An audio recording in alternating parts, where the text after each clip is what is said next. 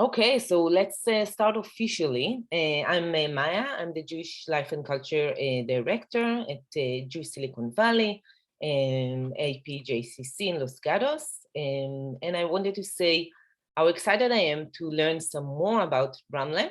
I visited RAMLA this summer, and it was a really eye-opening experience to get to know Lior and Orit, and to see all the amazing things that are being done. And we started dreaming about this session since then, and here it's coming to life. So I'm really excited and really appreciative to all the people who woke up early on Monday morning to learn about RAMLA. And I want to open with inviting our dear friend, Deputy Consul General Matan Zamir from the consulate in San Francisco. And we want to hear him and learn about his maybe connection, and let's hear from you, Matan. Yeah, thank you, Maya. I'll be brief because before everybody joined, I had a chance to speak with Lior and Smadar and Orly, the team from RAMLA, and they're amazing. So I want to hear more from them. I just want to say thank you to you for organizing Jubilee in general, and in this session in particular, to you, to Lael, to Dayan, the team of Jewish Silicon Valley for doing this. It's really great.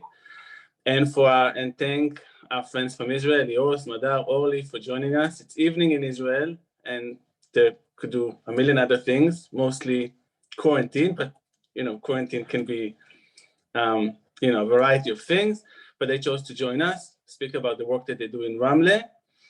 I wanted to, when I was thinking about the session over last week, I wanted to talk about the fact that it works very well with the fact that today is Martin Luther King Day, because RAMLA represents tolerance and acceptance, coexistence, and working together. And unfortunately, over the weekend, we had now we know that it had a positive ending, the incidents in Cultivating in Texas.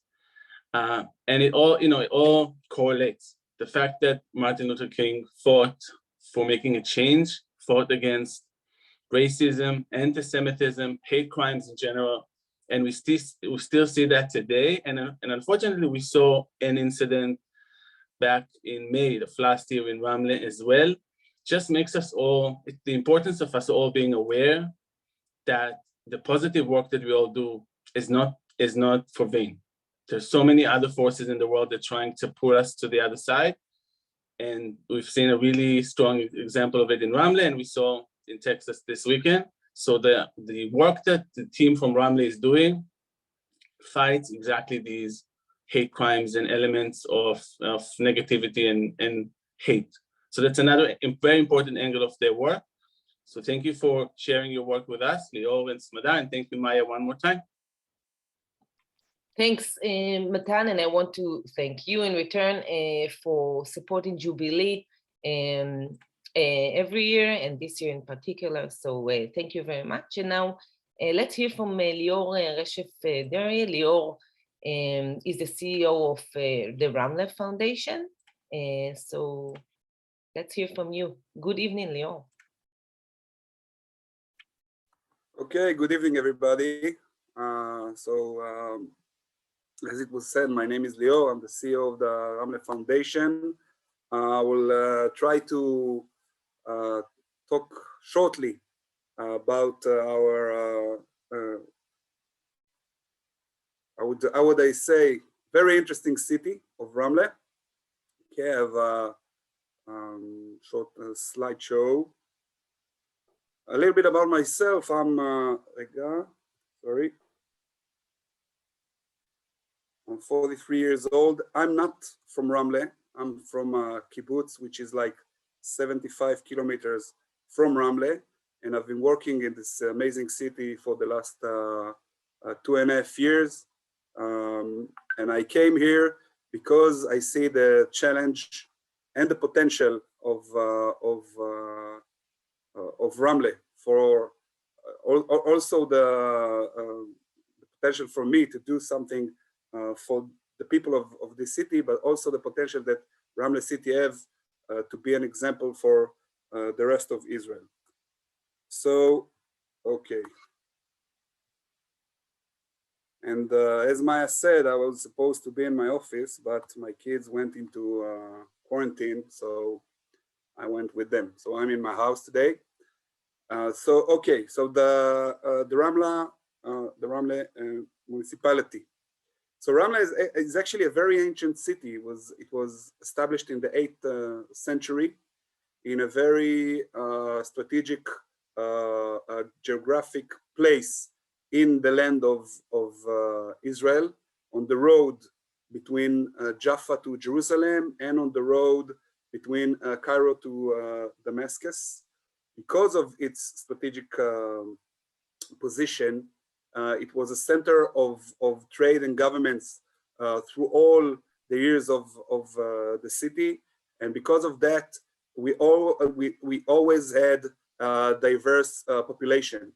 It was a house for Jews, for Muslims, Christians, Curates, Samaritans, till this day. And during all the history of the city, it was a main city in the region. For 350 years, it was actually the capital of the region. But even since then, it's during all the different regimes that was here, the British mandate, the Turks before, and of course today, it's an important city in the area and has a lot of government offices that give services to all the area around us. Okay, a little bit about the age and nationality distribution of the population of the city. So as we can see, we have in RAMLA 85,000 inhabitants. Most of them are very young. Actually, more than a third are under the age of 20, and almost 60% are under the age of 40. So it's a very young city. 20%, 24% of the people in the city are Arabs, but they are diverse.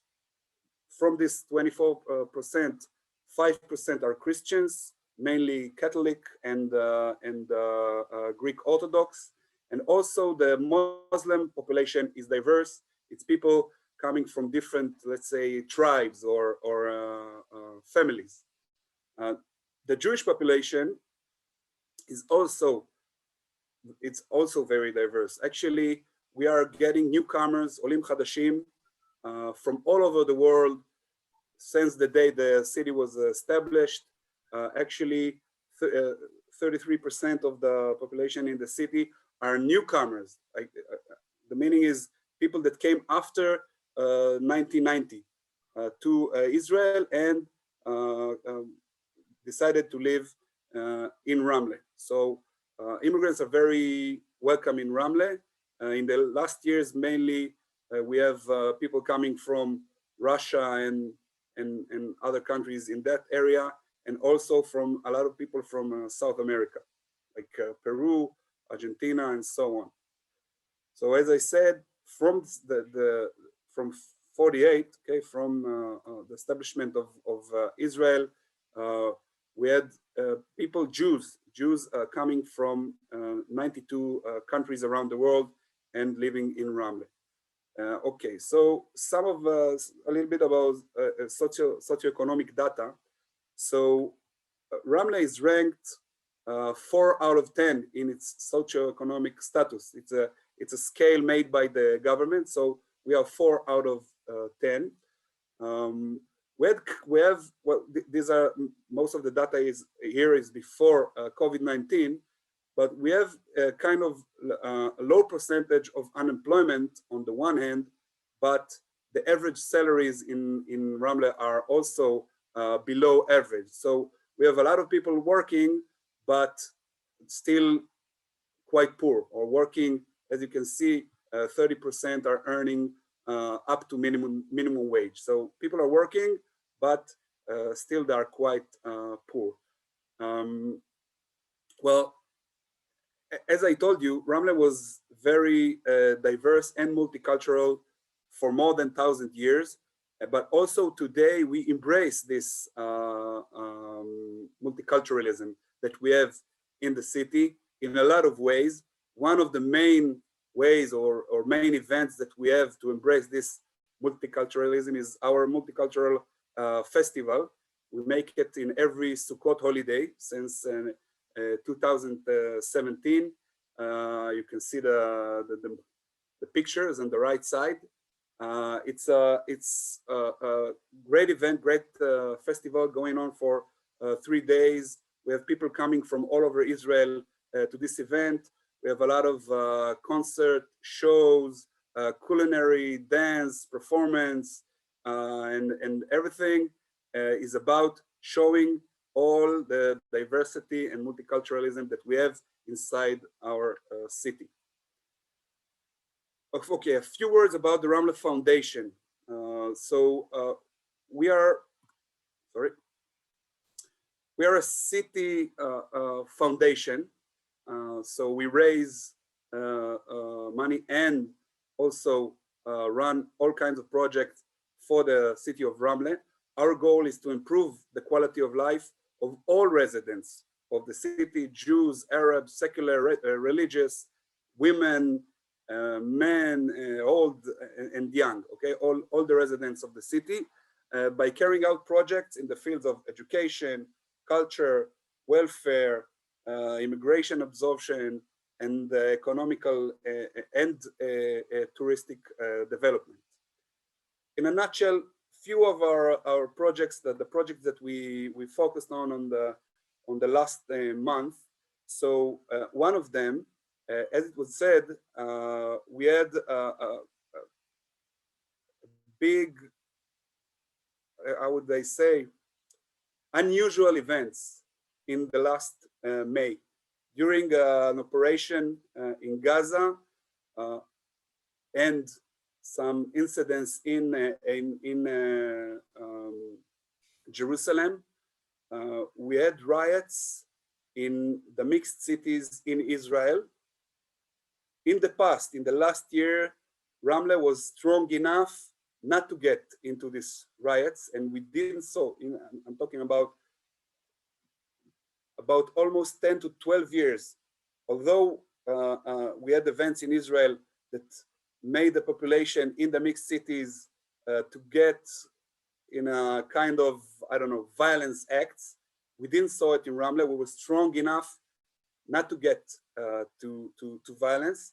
In the last events in May, we did have like 48 hours of violent events in the city, but now we are working on rehabilitation of the city and of the community. And one of our projects is a project with the joint. I don't know, how would I describe the joint in Israel? I think it's famous also here. Famous enough, everybody knows the joint. Let's say Diane Fisher. Yeah, she says Samba. Diane is okay. Yeah. Okay, so it's a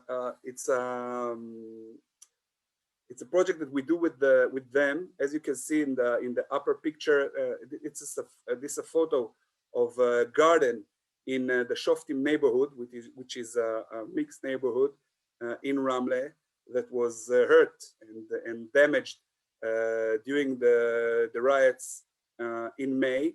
And now we are doing a project of rehabilitation, a rehabilitation project with the Jews and the Arab residents of the neighborhood from all ages. So we have physical rehabilitation and also community work, and we are trying to build a neighborhood model of coexistence that we will want to duplicate to other mixed neighborhoods in our city, and maybe in the next stage to other mixed cities in Israel, and maybe even in other places in the world. In the end, it's the same challenges of diverse or mixed neighborhoods. Another very nice project that we started a few months ago is SHAVOT Leadership and Empowerment Program for girls in 6th grade. SHAVOT is quite a new organization in Israel, which is working in a couple of cities around Israel with girls in the 6th grade.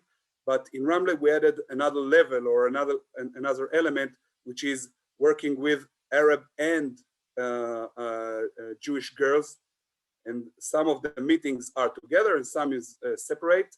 The program is moderated by local students, by Jewish and Arab women students from the city, that we give them scholarship, and they have a yearly program working on the girls' self-worth and raising their awareness to the opportunities they have, and reducing the gender gap, and so on. In the picture, we can see a very nice event in the Israeli president's house in Jerusalem. This is a picture with the first lady of Israel, Michal Herzog, with the girls from Ramle. It was during the Israeli Girls Week event, which occurred like a month ago. It was very nice. And this is our first year of the program. We are planning on expanding it in the next years. Another project that we got to in 2021 is the Navon Digital Center. The aim of this center is to improve digital literacy and reduce the gaps in use of technology for a disadvantaged population. As we can see here in the picture, so we work with older people, but also with immigrants, and with the Arab population, and with the Ethiopian population, and actually with everyone that still didn't get the chance to have this accessibility to the digital world. We are talking about people that can't make the computer work. Okay, they don't know how to work with the computer. They don't know how to use their smartphone. So we are giving them the basic skills. For some of them, this is the gateway to the job market, or to a better place in the job market. And this project we do as a joint venture with the Ministry of Science and Technology in Israel, and of course, the Ramle municipality. Last project I want to talk about, you can see the movies as I speak. Oh, sorry. So these pictures are from a very, very unique place that we have in Ramle called the Pool of Arcs. This is a project which is about tourism and economic development.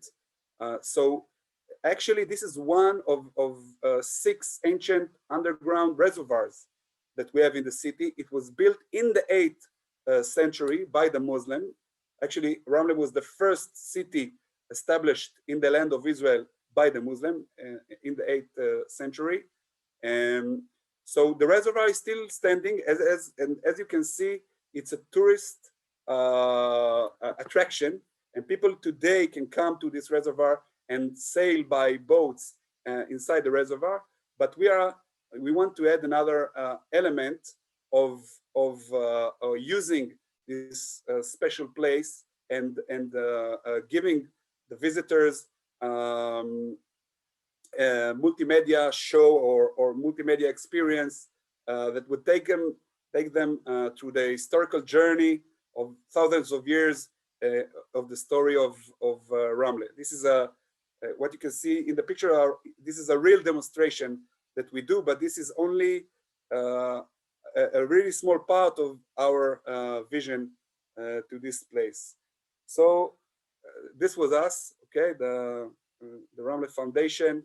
I hope that in this short time you learned a bit about Ramle, and I would really like to invite all of you in your next visit to Israel. I hope it will be as soon as possible to come and visit our wonderful city.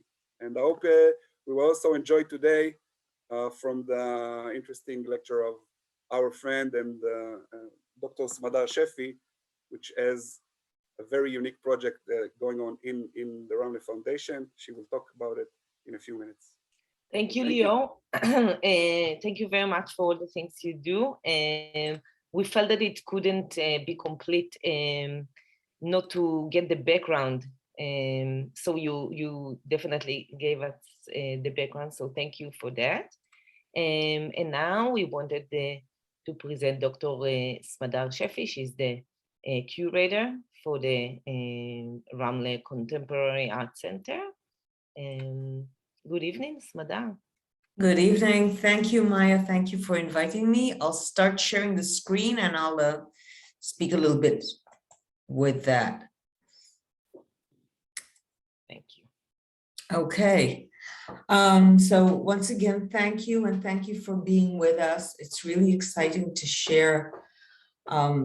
Which is it's an adventure. It's an adventure working in Ramle. It's extremely interesting.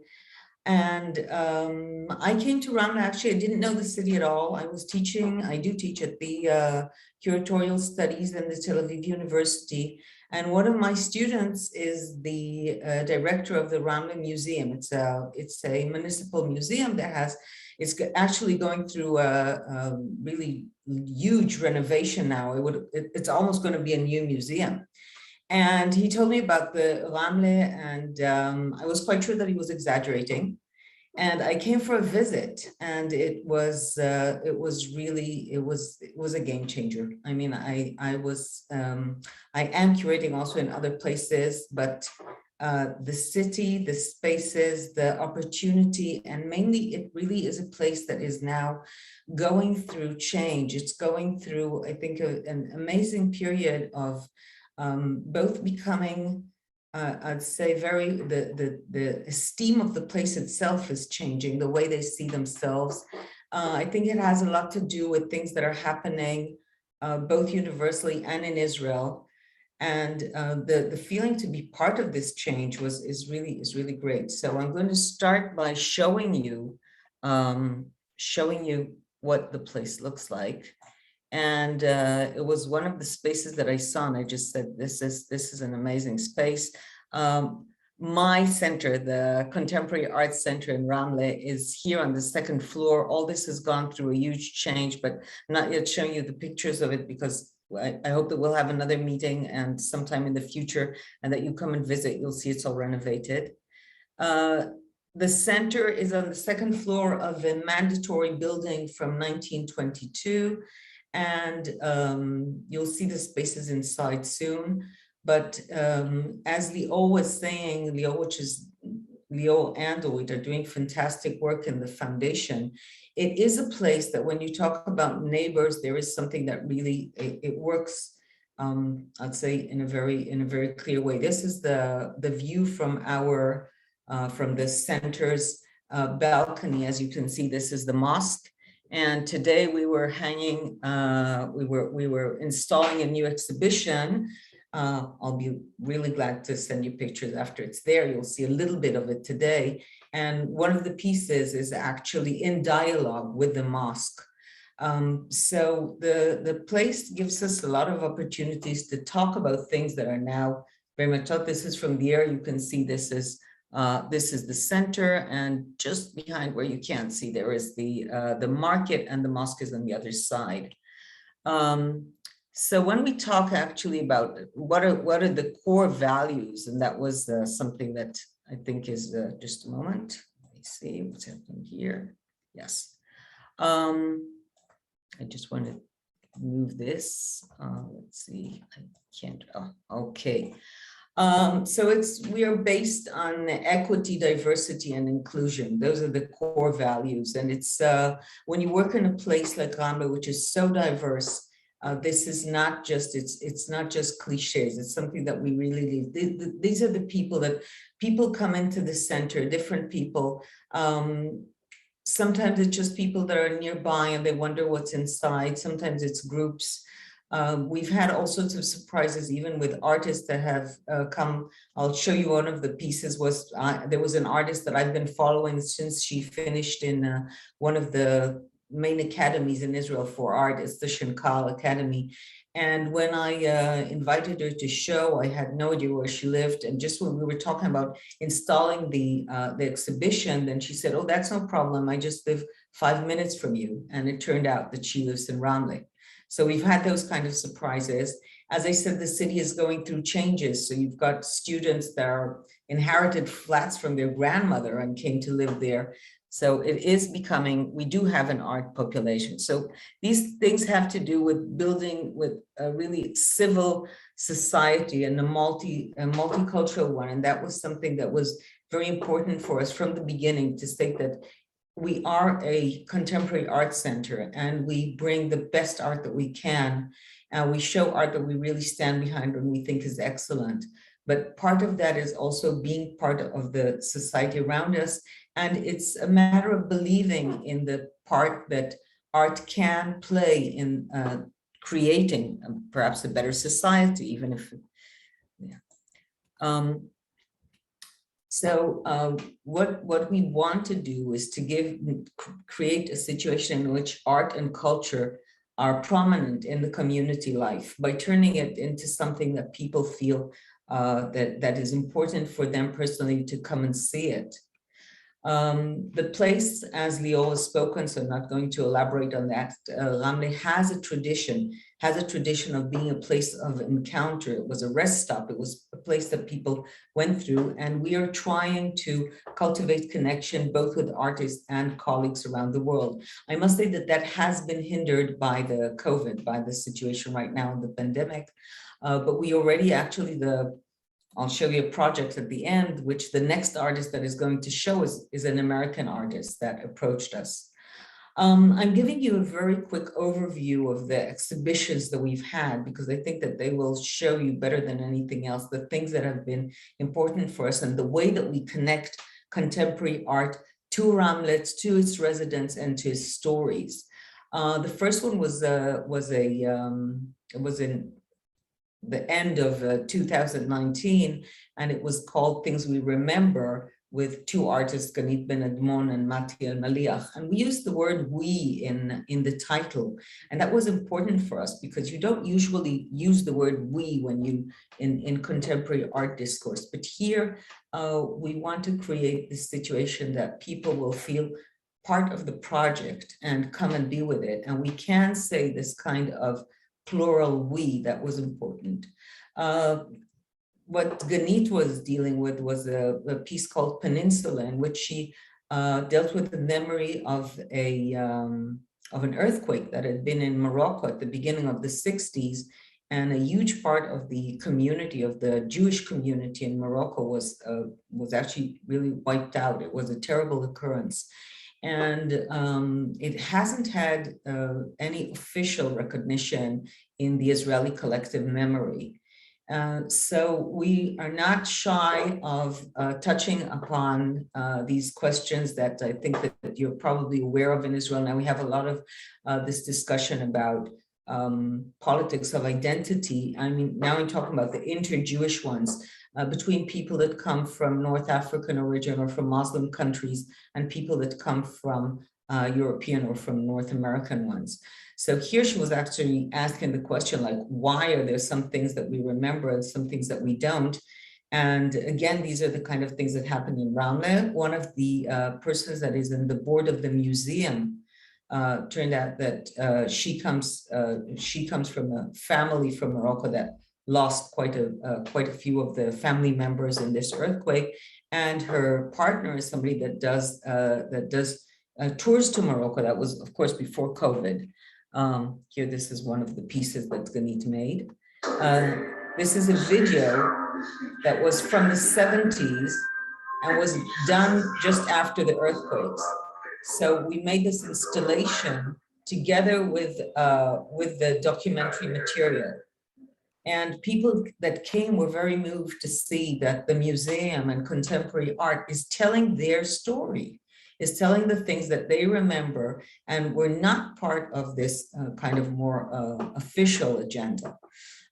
This is a piece by Mati El-Maliach, the other artist, the photographer that did this. It was both an installation and even a performance, I would say, and it's a picture. You can see here inside, this is the beach in the city in which his father came from in Morocco, and he superimposed it on a beach in Israel, a very popular one in Tel Aviv. So as you can see, he went there. He did it with this ladder, put this big picture of Morocco and was speaking about Mediterranean identity. So these are things that definitely had a great resonance in the city. This is one of our spaces, the way it looks now. Then we had two artists, and it's also important for me to talk about the artists themselves. Shlomit Fogel, which is an extremely talented, I think, animator, you will see it.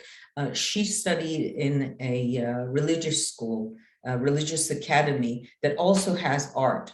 She's not actually a kind of artist that I would say is exactly mainstream in Israel, but they are getting more mainstream. If we were to talk about diversity, the Israeli art world is also getting more diverse. She lives not far from Ramle, and she was dealing with questions of social housing. Actually, we had here two views of Ramle. This is by Yuda Almoni, which also lives just outside of Ramle, about nature around Ramle, which is beautiful. This was the piece, but this he's also, he made drawings like a 19th century kind of tourist painter that goes around and make these huge drawings of the city, in which he exactly pinpoints this moment of change where you see the modern buildings at the background and you can still see some areas like this in the city. And again, he does it in a very honest way. You can see the car parked here, you can see the garbage cans over here. It's a city that really is looking. This is, I'm showing you a very, very short piece of this because it's, first of all, because it's beautiful, but you'll see that she really deals with social housing that is sometimes in a very bad situation, but she brings also the beautiful things in it.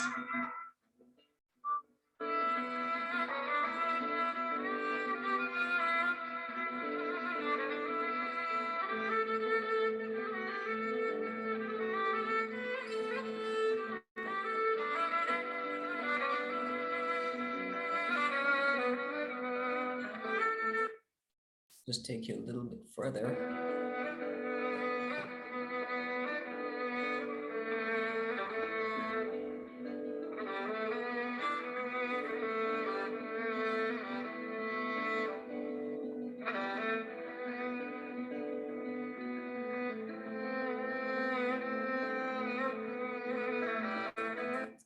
Ramle is going now through a lot of urban change. New buildings, things are torn down and are really going through different stages, I would say, of becoming a city which is much more modern in a way. It also has this, we have some of the new neighborhoods are very different than what you see in the middle of the city. So it's growing, it has to come to terms in creating, I would say, a more unified community in that sense between old, new, more affluent and less affluent. This was an exhibition that dealt with the question again of, let's say, of the inter-questions of the politics of identity in Israel. And we had an artist here that referred to the national anthem, the Hatikva. And Hatikva, he went to Hatikva in its one of its first, its early version, which was written already in 1878. And one of the things that have been disputed in Israel was the question of Zionism, in the sense that many times it was taken that the diaspora Jews in North Africa, for instance, came out of being more messianist to Israel, and that Zionism was something that was brought to them at a later stage. And what he did was he took this recording from 38 in Tunisia of this song and made it into an animation, took it with the song Hatikva. I'll let you hear a little bit of it. All the characters are his own alter ego. Go ahead.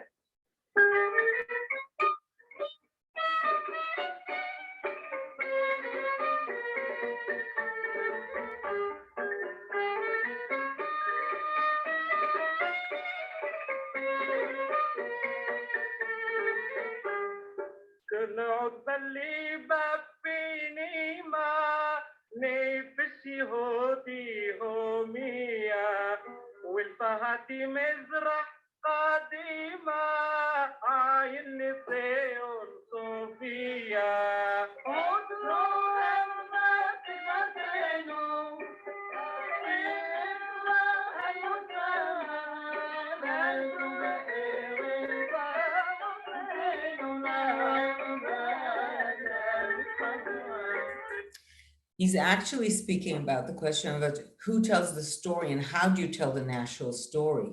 And we had really very moving responses sometimes by the audience. First of all, it was hearing a tikva with this kind of music, of the musical instruments. Some of them remembered this kind of version. And it was broadening the sense of what we put inside the national anthem. This is, by the way, how the place looks, so you can see. So I think it's a beautiful space. Of course, it's my space, so I'm not. We've got really high ceilings, which is not that common in Israel.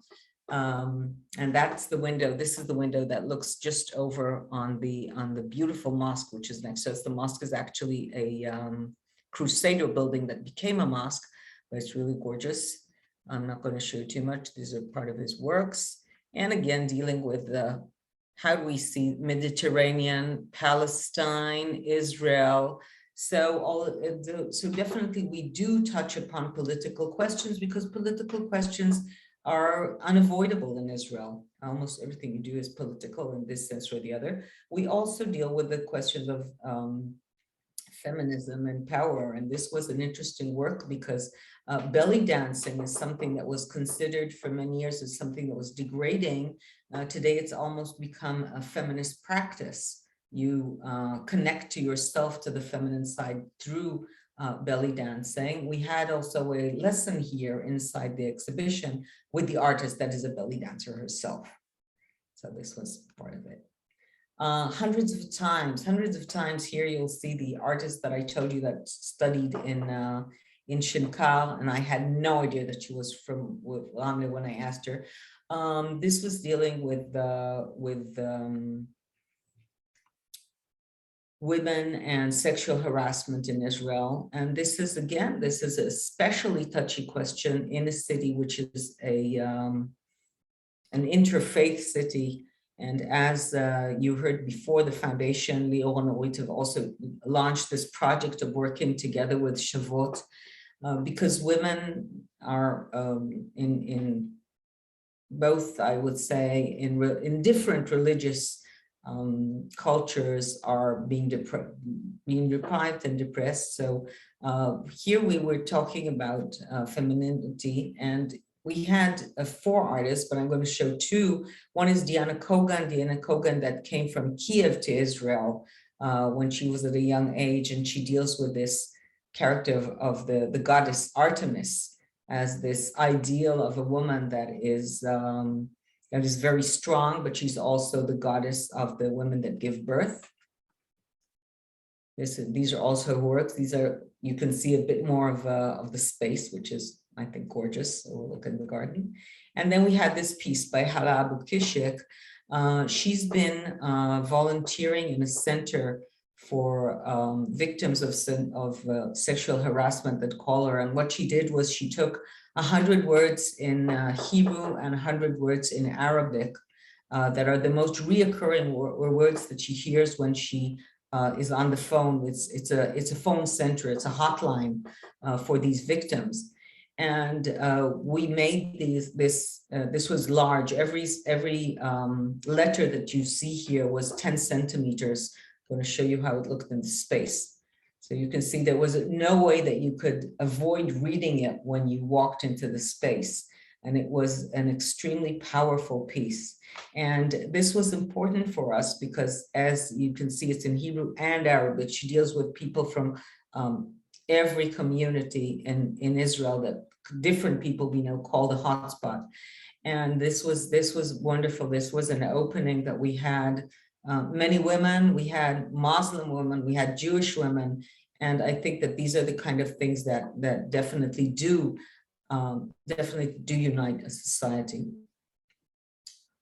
This exhibition was already deep inside the COVID, and we were with this question of what is reality, and reality that is virtual reality, like we're meeting now with a Zoom. I mean, of course, Zoom did exist before COVID, but very few of us actually used it. You used it only for, I don't know, high-tech people or conferences that couldn't be done in person, but now it's become so popular. And these three artists have been dealing with this, with the place that virtual reality has, and the question also, of course, of truth, which is another side of it.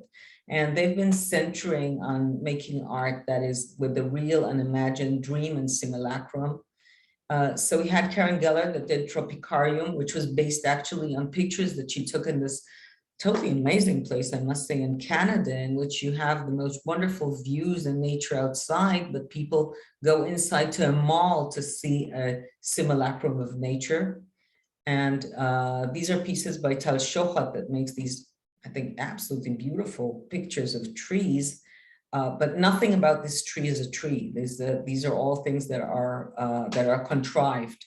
It's not, there's nothing natural about it, but we still think of trees in that way. So we are dealing here both with questions of virtuality and the place that it is in our life, and we were touching definitely already on ecological things.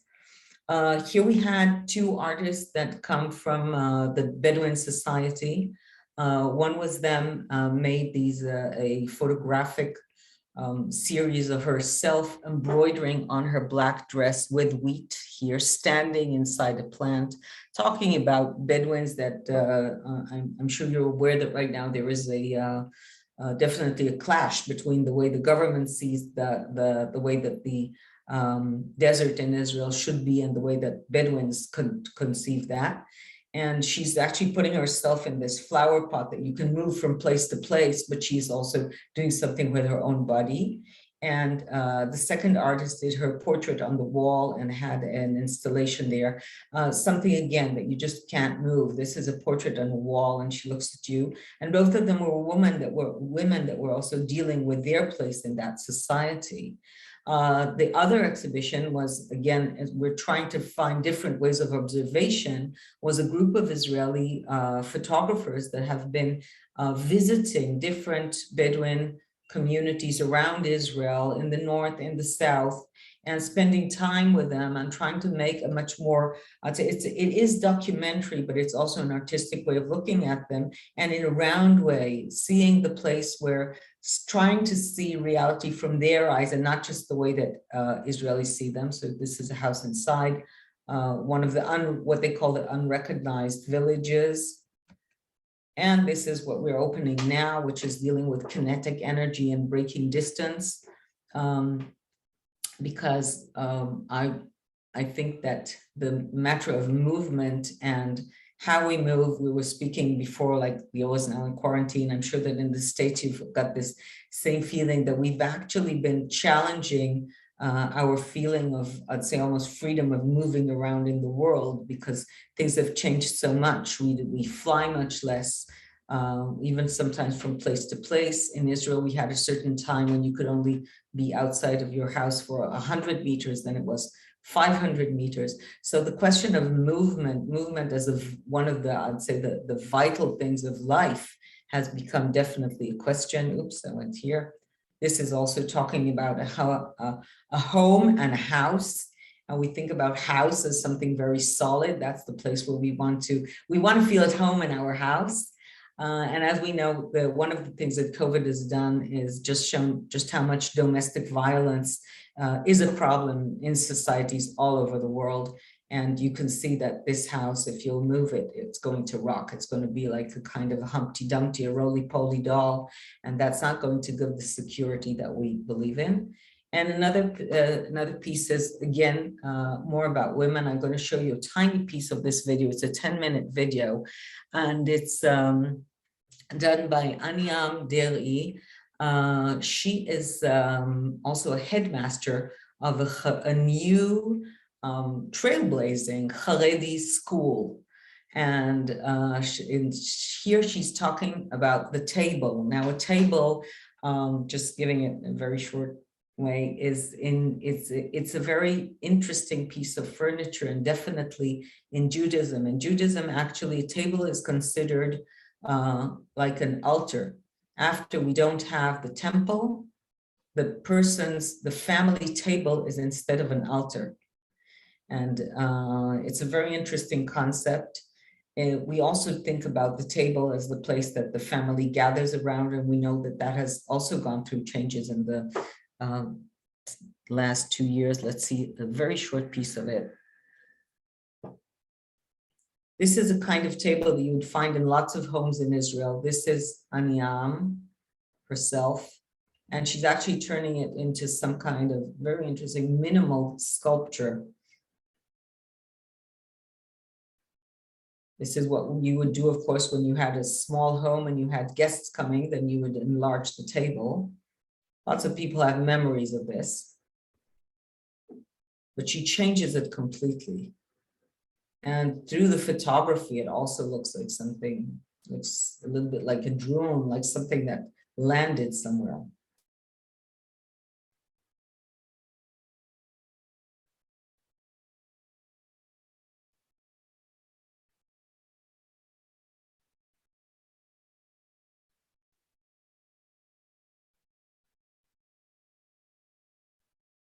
And suddenly you'll see that it gets to look very different from what we think of usually as a table.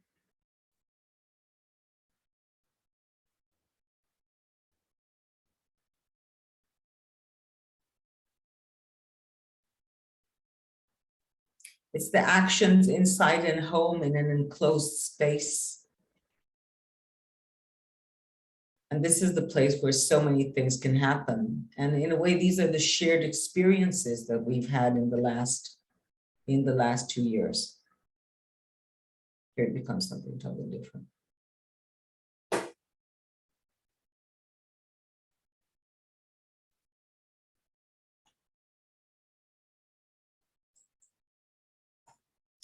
So this is the new exhibition, and the project that we're going to have in, I hope in a month or so, it's been also postponed again and again with COVID, is this project by Dolzali Kalevi, Reflection, which is going to be in the pool of arches that we all showed you before. And this project is going to be with bringing together Arabic music and Jewish prayers that came out. Quite a few Jewish prayers were actually used very popular Arabic music. So it's going to be an experience. People are going to float inside this kind of, I'd call it almost a music box. What you see here is actually the opening of a musical instrument, of an oud, that's like a laut. And you can see that it has the chords on it. So we're really looking forward to that as well. And the center is actually hopes to have more and more spaces. Today, I spoke about having a project room. We want to get more, to have the opportunity to show more artists. Lots of artists are approaching us, so we'd really like to have more and more people. And we're working a lot with groups. We have schools that come and visit us, schools from all over the area. Now we're going to have people from the Tel Aviv Museum that asked to come, some of the groups there. And we have a lot of drop-ins, which is really the best. People that come to RAMLA are sometimes surprised to know that there is a contemporary art center there. And as I said, we're trying to cultivate more and more contacts with places both in Israel and outside of Israel. And I think that what is really very moving in RAMLA is that you get responses and you get people that feel involved and people that come again and again. We've had some people that came after their children came to visit us with groups, and that was really, really nice. People that came after their kids is something wonderful. And we are picking up now we're now in the middle of another COVID wave, but we hope that this afterwards we'll get back to things. We're doing a lot of activities. We've had gallery talks, we've had lectures, and I'd love to keep you updated. So thank you very much. Thank you very much, Smadar. That was really interesting. And we have questions in the chat. I know we are close to the ending time, but maybe you can answer all of them in maybe one answer, because you've been asked if there's a religious or secular element expressed in art at the museum, and also you were asked about the way of bringing communities together in the museum, if the explanations are in 3 languages, and what do you do to keep maybe the conversation even after the communities have visited the museum? Is there a way of keep the conversation alive afterwards, which is, I know, is so hard. So maybe, I know these are 3 questions, but maybe you can answer briefly. Yes, definitely. First of all, yes, everything in the Contemporary Arts Center is in 3 languages. It's in Hebrew and Arabic and in English. And that was very important for us. Also in our logo, the logo is in 3 languages, and everybody is made to feel welcome. And about keeping the conversation going, that's one of the good things about art, because as the exhibitions change, people come again and again to visit us, which is really a good thing. And we have also launched, I couldn't bring pictures of that, but I will say we've launched our first social art project, which is with an artist that is coming every week to Ramle and spending the day there. And he's been starting on his own to go around town. He's met some people. He's going to open a print shop, and his exhibition is going to be in May, and it's going to be an exhibition of his own, together with things that he has been started already working on with the community. It's going to turn into some kind of archive of the community and his own of his visit in the city. He is from the small and very nice community of the Jews that came from India. And there is a community, like as Lior showed you, there are 92 different places that people came from to Ramle. So one of them is also India, and he's going to work with that community and with other communities, and speaking about their experience about basically building their communities in a city as immigrants. I hope I answered.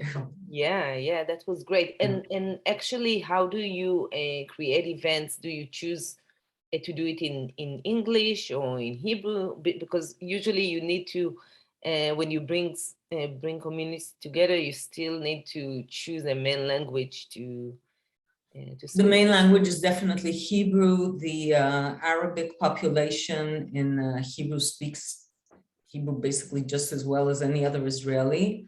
I'm afraid that Israelis don't, including myself, don't speak Arabic. A large part of them don't speak Arabic, although it's becoming very, very popular to learn Arabic. We have all sorts of crash courses and not crash courses, but it has become immensely popular now. Yes, so the events are conducted in Hebrew. We have had, we've already had people that came in, and if they needed help and, if they were Arab speaking, then they would get the texts. But yes, the events are in Hebrew. The events are in Hebrew. Great, Smadar. I wanted to open it up if we have some last questions to Lior or Smadar. If you still feel that you need to learn anything, or you got all the information covered. I think that all of us will probably go and visit Ramle in our next visit. So yeah, definitely that was successful in that way. Are you expecting the center to be ready by summer? Because that's when usually all of us are coming to visit Israel. Smadar, will it be ready? The center is ready. The center is ready. The center is working. We're opening exhibitions on Friday, 3 exhibitions, and I'll be glad to send you the invites. And you can always follow us on our Instagram. It's very updated. And the center is definitely working. I think Lior will answer you about the museum. Oh yeah, we have the city museum in restoration now. It's supposed to end until April, and this special exhibition in the Pool of Arcs, we believe will be ready in the beginning of March. So if you can, and it's supposed to be on air for like about a year. So you're more than invited. Ramla is only 20 minutes from Tel Aviv. You can come by car or by train. So it's on the way in Tel Aviv and Jerusalem, and I think it's a very interesting city, and also to see the great art that Dr. Sheffi is bringing to the city. Great. Thank you. So that was a great way to start our day and to finish yours. So thank you, everyone. We will have a recording of it. If you would like to share it with anyone, we'll send all the recordings of Jubilee this year. Thank you. And thank you very much. Thank you very Bye-bye. much. Stay in touch. start an MLK Day. Bye-bye. Yes. Bye. Bye-bye.